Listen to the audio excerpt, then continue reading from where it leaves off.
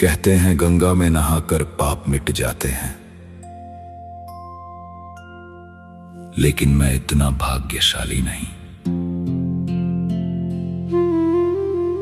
दुनिया में सबने पाप किए होते हैं, वो कम ही होते हैं जो कहते हैं मैंने कोई नहीं किया। लोग जाते हैं मंदिर भगवान से मांगने कि उनके गुनाहों का बोझ थोड़ा कम हो जाए। अगर इतना आसान होता पापों से छुटकारा पाना, तो काशी की हर सड़क पर मंदिर है, वहां कोई पापी नहीं होता। क्या करें वो इंसान जहां गंगा ही नहीं है? वो अपने पाप कैसे मिटाएं अगर उनके पास वो नदी नहीं है? शायद पाप गंगा के पानी से नहीं मिटते, वरना हर डुबकी लगाने वाला संत होता। काशी की हर गली में मंदिर हैं, फिर वहां कोई पापी नहीं होता। भगवान कुछ नहीं करते, वो सिर्फ इंसाफ करते हैं। कर्म हमारे होते हैं, बस उनका हिसाब वो रखते हैं। न वो किसी से नफरत करते हैं, न किसी का पक्ष लेते हैं। समय आने पर हर इंसान को उसके कर्मों का फल देते हैं।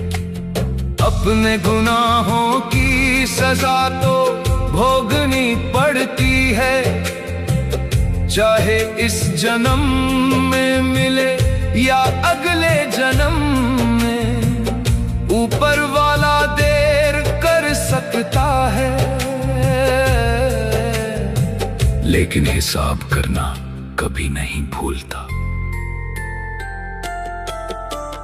पाप सिर्फ खून करने से नहीं होते, कभी झूठ भी किसी की दुनिया उजाड़ देता है।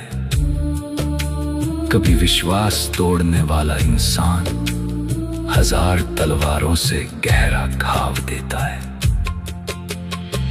किसी की आंखों में आंसू भर देना, किसी की उम्मीद छीन लेना, किसी का भरोसा तोड़ देना, ये भी छोटे गुनाह नहीं होते। मैंने देखा है लोगों को हाथ जोड़कर माफी मांगते हुए, और उसी शाम किसी और का दिल तोड़ते हुए। लोग समझते हैं भगवान सजा देते हैं, शायद बात इतनी सीधी नहीं।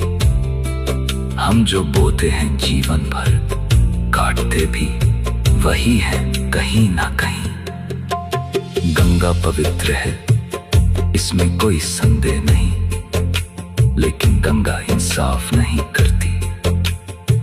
इंसाफ तो कर्म करते हैं, और भगवान सिर्फ उसका फैसला सुनाते हैं। इसलिए अब मैं गंगा से पाप धोने नहीं जाता, मैं खुद से सवाल करने जाता हूँ कि कहीं मेरी वजह से किसी का दिल तो नहीं टूटा। क्योंकि अंत में ना धन साथ जाएगा, न पहचान साथ जाएगी, बस कर्मों की परछाई होगी जो हर जन्म में साथ जाएगी। कहते हैं गंगा में नहाकर पाप मिट जाते हैं, लेकिन मैं इतना भाग्यशाली नहीं। और अपने गुनाहों की सजा तो भोगनी पड़ती है, चाहे इस जन्म में मिले या अगले जन्म में।